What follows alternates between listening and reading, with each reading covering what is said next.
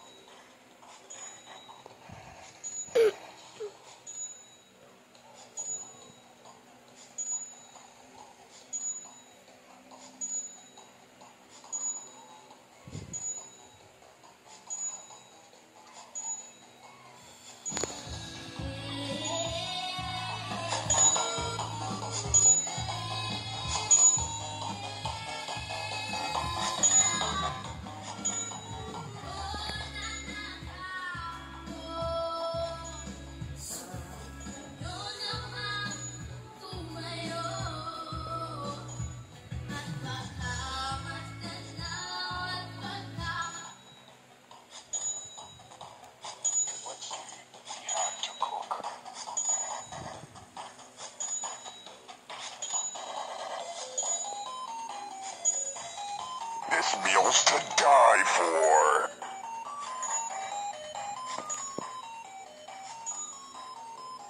Our guest for today, medyo excited tayo dahil na-miss natin siya for the past 3 years.